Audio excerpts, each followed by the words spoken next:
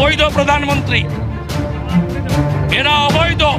হাসিনা ওয়াজেদ প্রধানমন্ত্রী হিসেবেই ঢাকাতে শাহজালাল এয়ারপোর্টে নামবেন, স্যালুট দিয়ে নিয়ে যেতে হবে। দিল্লিতে হুমায়ুন কবির বিএনপির আন্তর্জাতিক শাখার প্রধান বিজয় সোথাওয়ালের কাছে চিঠিটা হস্তান্তর করছে। পররাষ্ট্র মন্ত্রণালয়ের মধুচন্দ্রিমা শুরু হয়েছে ইন্ডিয়ার সাথে। চারিদিকে বাম বাকশালী আওয়ামী লীগের উল্লাস শুরু হইল। বিরোধী দল অত্যন্ত সংযত আচরণ করলেও আওয়ামী লীগের চাইতে খড়গগ্রস্ত হয়ে উঠল বিএনপি। আর তারেক রহমান বসা শুরু করলেন বাঙ্গু সুশীলদের সাথে, সেই এক ইন্ডিয়ান মালদের সাথে। কার কার সাথে? আব্দুল্লাহ আবু সাইদের সাথে মিটিং করে, একবার না দুইবার, পরের বার তো সভাসদ সভাসদ নিয়ে একসাথে। তারপর বিশিষ্ট চেতনাজীবী আব্দুল নূর তুষারের সাথে মিটিং করে, কথা কামালের সাথে মিটিং করে, আনিস আমলকে ফোন দিয়া কুশলতি জিজ্ঞেস করে। কিন্তু কাদের সাথে বসেন না সেটাও গুরুত্বপূর্ণ। উনি সলিমুল্লাহ খানের সাথে বসেন না, উনি মাহমুদুর রহমানের সাথে বসেন না, উনি শফিক রহমানের সাথে বসেন না, সংগ্রামের সম্পাদক আবুল আসাদের সাথে বসেন না, ফরাদ মাজারের সাথে বসেন না। যেন তাদের দরকার নাই বাংলাদেশ গঠনে, যেন তাদের কোনো কন্ট্রিবিউশন নাই, যেন ফ্যাসি বিরোধী লড়াইয়ে তাদের কোনো ভূমিকা নাই।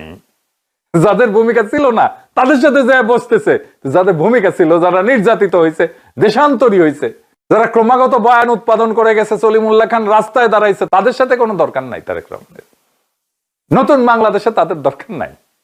প্রফেসর ইউনূসের সাথেও বসে না, প্রফেসর ইউনূসের সাথেও বসেনি। কন্টিনিউটির একটা ব্যাপার আছে। তো আমেরিকান প্রেসিডেন্টরা দেখবেন পুরনো প্রেসিডেন্টদের সাথে বসে, প্রফেসর ইউনূসের উপদেষ্টাদের সাথে বসে না।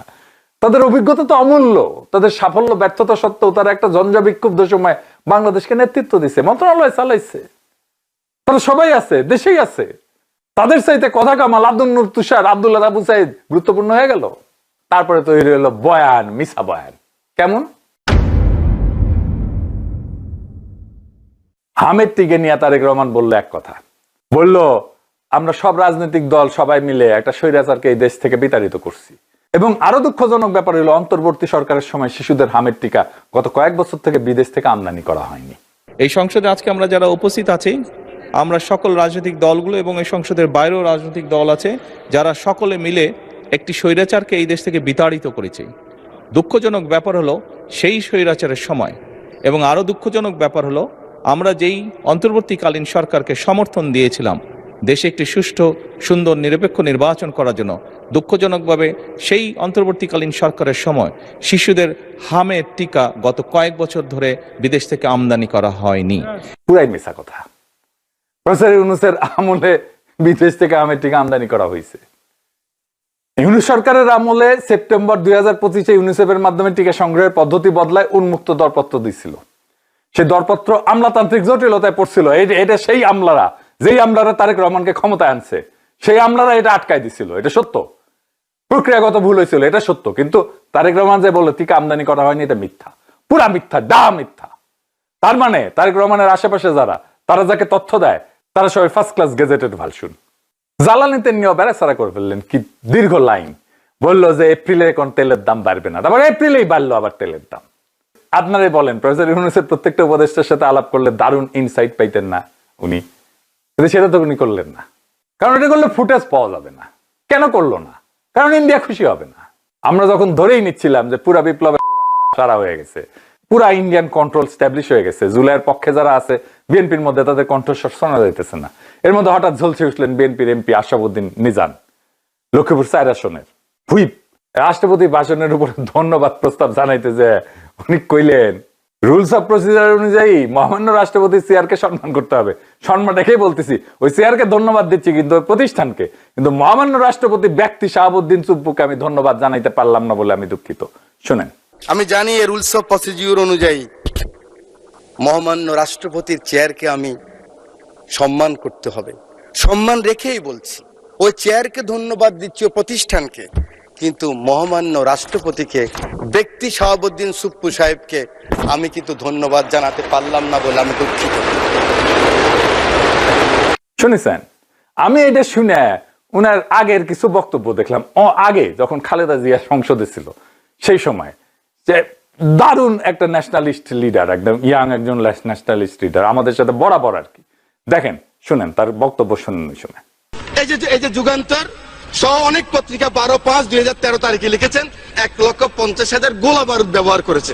আমি সেই সম্বন্ধে বলতে চাই না, কিন্তু এই কওমি মাদ্রাসার মানুষগুলি, এই ফুরকানিয়া মাদ্রাসার মানুষগুলি, এই মাদ্রাসার মানুষগুলি, মসজিদের মুয়াজ্জিন ইমাম সাহেব, আপনাকে, আমাকে, সকলকে, অনেককে, যারা মুসলমান, আমার মা যখন আমাকে ফুরকানিয়া পাঠিয়েছেন, বিসমিল্লাহির রহমানির রহিম আমি যখন শিখলাম, আউযুবিল্লাহ শিখলাম, এই মানুষগুলির হাতেই।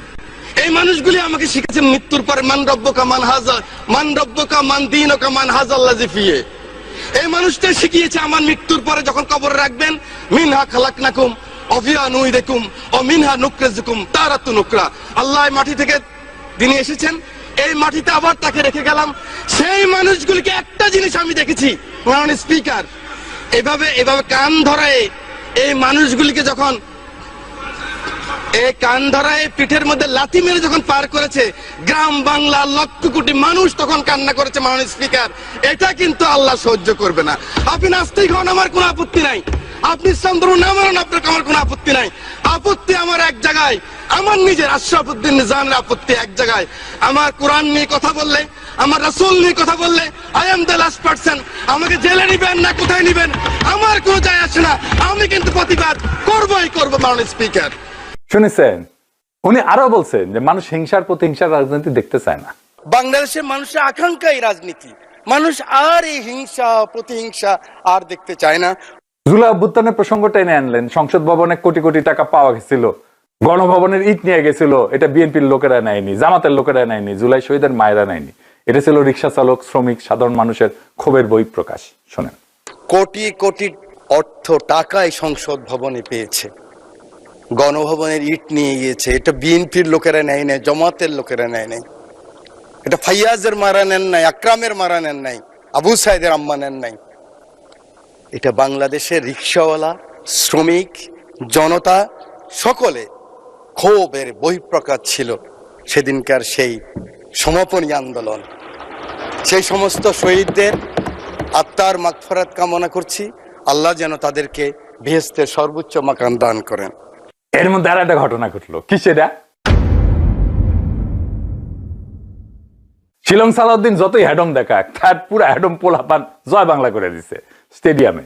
তার ছবি ভেসে উঠেছে স্টেডিয়ামের স্ক্রিনে, আর সবাই আওয়াজ দিতেছে ভুয়া ভুয়া বইলা, চ্যাংরা প্যাংরা। দেখেন, So fitting that Hridoy hit the sixes, come up through the ranks.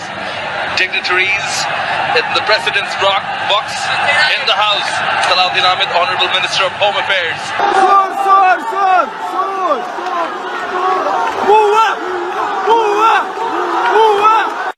সব অ্যাডম পোতায় গেছে। স্টেডিয়ামের এই ভুয়া ভুয়া আওয়াজকে তো আর ভট বলে উড়াই দেওয়ার কোনো উপায় নাই। আছে কি? আর কি হইল? বিরোধী দলীয় দুইজন নেতা নাহিদ আর জামাতের আমিরের বক্তব্য আসলো। নাহিদ দীর্ঘ একটা বক্তব্য দিল, প্রায় 34 মিনিট। সারা দেশের মানুষ মেসমারাইজড হয়ে গেল, মন্ত্রমুগ্ধ হয়ে শুনলো। দারুণ যুক্তির কাটায় সাজানো বক্তব্য। বিরোধী দলের সবাই নিশ্চুপ হয়ে শুনলো। 28 বছর বয়স মাত্র পোলাটার, 28 বছর বয়সী একজন রাষ্ট্রনায়কের ছবি ভেসে উঠলো সবার চোখে। আজনাদ আব্দুল্লাহ ফেসবুকে লিখলো, আমার নেতা, আমাদের নেতা, বাংলাদেশের নেতা নাহিদ ইসলাম। নাহিদ বললেন যে সংসদের সরকারি দলের সদস্যরা যেভাবে স্তুতি করছে, যেভাবে সংবিধান সংস্কার পরিষদকে বাতিল করছে, যেভাবে গণভোটকে অস্বীকার করছে, তাতে আমি অনেক হতাশ হয়েছি। কিন্তু সেই হতাশাই সে শেষ করেনি। বলছে, আমরা যে কমিটমেন্টে জনগণের কাছে করছি, সেই সকল প্রতিশ্রুতি রক্ষা করে সামনের দিকে আগায় যাব। বক্তৃতা দিলেন জামাতের আমির। তিনি বরাবরই স্মিতভাষী, তার বক্তব্য সবাই পছন্দ করলো। দুইজনের ভাষায়, দুইজনের বক্তৃতায় জুলাইয়ের প্রতি কমিটমেন্টে মানুষ মুগ্ধ হইল। সরকারকে সাহায্য করার ইচ্ছা দেখা মানুষ আশান্বিত হইল। নতুন বাংলাদেশ গড়ার আকাঙ্ক্ষা তাদের মধ্যে জায়গা উঠল। সরকারি দলের অব্যাহত শত্রুতাকে উতরায় সবাইকে আপ্লুত করে দিল এই দুই নেতা। তারপরে তারেক রহমান 180 ডিগ্রি ঘুরল। তারেক রহমান তার সমাপনী বক্তব্য দিল সংসদে। চমৎকার বক্তব্য, মনে হইল একজন রাষ্ট্রনায়কের বক্তব্য শুনতেছি। বিরোধী দলের প্রতি আহ্বান, সরকার পূর্ণ হবে না বিরোধী দল ছাড়া, এসব অনেক ভালো ভালো কথা। এই এক সপ্তাহে কি এমন হইল যে তারেক রহমান 180 ডিগ্রি ঘুরে গেল? সংসদে যে ইতরামি করলো সরকারি দলের লোকেরা, সেগুলো কি তারেক রহমানের অসম্মতিতে হয়েছিল? হয় নাই তো। এটা থিওরি আছে, গুড কপ ব্যাড কপ। আপনি যখন পুলিশ ধরবে, রিমান্ডে নেবে, যখন আপনার কাছ থেকে কথা আদায় করবে, তখন আপনি দেখবেন যে একজন পুলিশ খুবই রুক্ষ, খুবই রূঢ় আচরণ করতেছে, আপনারা পিটাইতেছে, এই করতেছে, গালি দিচ্ছে, ধমকাইতেছে, এই করতেছে। আরেকজন খুব ভালো আচরণ করতেছে, আপনাকে রক্ষা করতে চাইতেছে। সো ওইটা হইতেছে ব্যাড কপ, যে আপনাকে রুক্ষ আচরণ করতেছে, আর এটা হইতেছে গুড কপ, যে আপনার সাথে সদয় আচরণ করতেছে। তাতে আপনি গড় গড় করে সদয় আচরণ করা পুলিশের কাছে সব বইলা দিবেন, মানে সর্প হইয়া দংশন কইরা ওঝা হইয়া যাইতেছে। তার মানে তারেক রহমান গুড কপ আর বাকিরা ব্যাড কপ। তারেক রহমান ভালো আর সবাই খারাপ, আর সবাই খারাপ হইলেও তারেক রহমান ভালো। এইটা তাদের কৌশলও হইতে পারে। তো যাই হোক, কেন এই বদল? কয়েকটা কারণ হইতে পারে। প্রথম কারণ তারেক রহমানের ইমেজ। বিএনপি সরকারের প্রথম প্রায়োরিটি হইতেছে দল বা সরকারের যাই অবস্থা হোক না কেন, তারেক রহমানের ইমেজ যেন ঠিক থাকে। এই ঐক্যের বক্তব্য না দিলে সংসদের আসল নেতা হয়ে উঠতো নাহিদ আর ডাক্তার শফিক। এটা থেকে নিজের ইমেজকে রক্ষা করার জন্য তারেক রহমান এমন বক্তব্য দিতে পারেন। দ্বিতীয় কারণ দলের ভেতরের নিয়ন্ত্রণ। উনি দেশে আসার আগে বলছিলেন না যে দেশে ফেরাটা ওনার একক সিদ্ধান্তের বিষয় না। তো যারা এই দেশে ছিল আর কি, মির্জা ফখরুল, শিলং সালাউদ্দিন, আমির খসরু সহ যে লিডারশিপ, যেটা আসলে বিএনপির মধ্যে ইন্ডিয়ান মাল, ইন্ডিয়ান অ্যাসেট, এরাই তো নেগোসিয়েশনটা করছিল, ওরাই ইলেকশন করছে, তারাই ক্ষমতাটা ধরে আছে। এটাই হইতে পারে ইলেকশনে টাকা জোগাড় করছে তারাই, জিতে আনছে তারেক রহমানকে তারাই, যা জিতত তার 40-50 বেশি সিট দিয়ে নিয়ে আসছে তারাই। তারা তো ইফেক্টিভ, তারেক রহমান দেখতেছে। রাজনৈতিক দলের জন্য তো ক্ষমতায় যাওয়াটাই শেষ কথা। তারা ক্ষমতায় নিয়ে গেছে, ভালোভাবেই নিয়ে গেছে।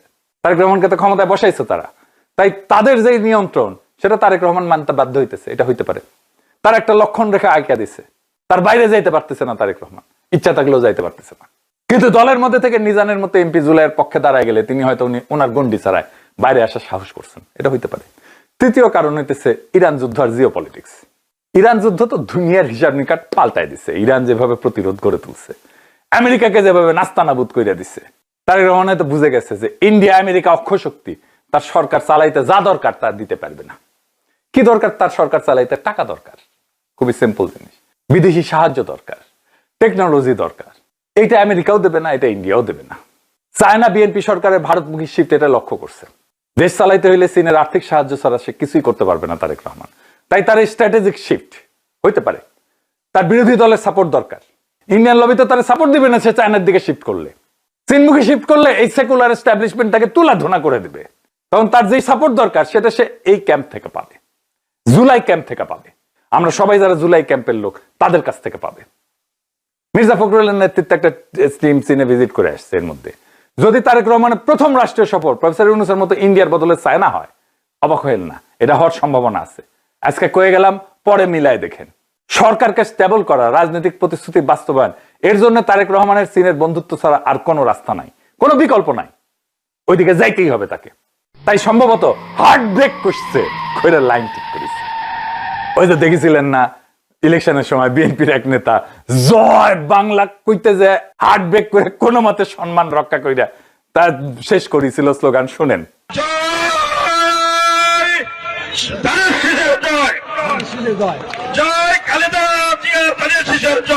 শুনেছেন? এই ঘটনা ঘটিছে তারেক রহমানের ক্ষেত্রে। আমরা একটা খুব ইন্টারেস্টিং সময় পাস করতেছি। প্রত্যেকদিন রাজনৈতিক পরিস্থিতি পরিবর্তিত হইতেছে, কিন্তু একটা জিনিস খুব স্পষ্ট হয়েছে, জুলাইয়ের প্রতি কমিটমেন্ট থাকলে সরকার স্টেবল